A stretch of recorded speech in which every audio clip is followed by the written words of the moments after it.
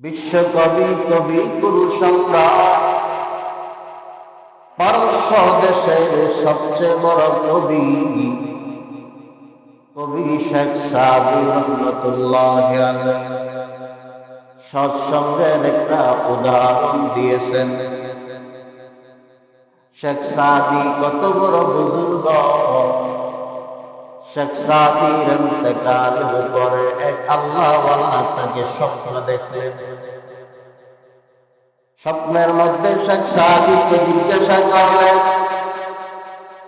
ও পারস্যের কবিকুল সম্রাট,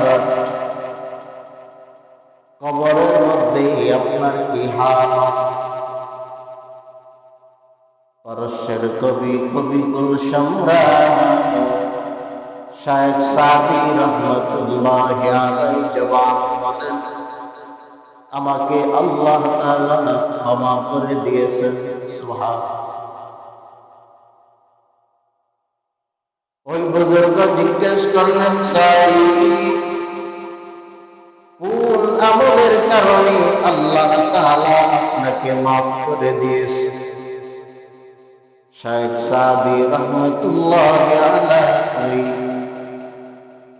ওই বুজুর্গের প্রশ্নের জবাবে বলতেছে, নবীজির রওজার সামনে দাঁড়াইয়া আমি নবীর নামে একটি কবিতা লিখেছিলাম।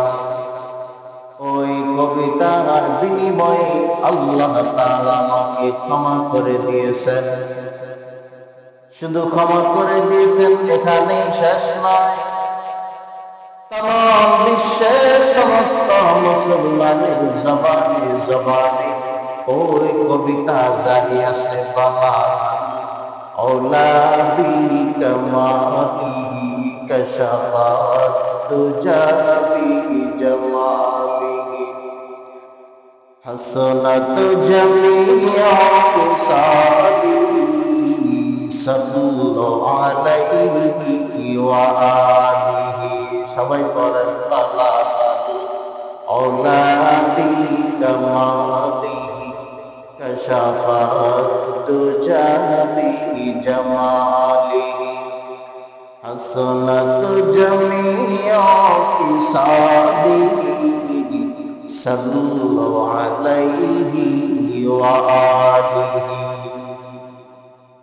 পারস্যের কবিকুল সম্রাট শেখ সাদি রহমতুল্লাহ আলাইহি জবাবে বলেন, এই কবিতা আমি যখন মদিনাওয়ালা তাওজার সামনে দাঁড়াইয়া পাঠ করলাম, এই কবিতার বিনিময়ে আল্লাহ তাআলা আমার জীবনের সব গুনাহ ক্ষমা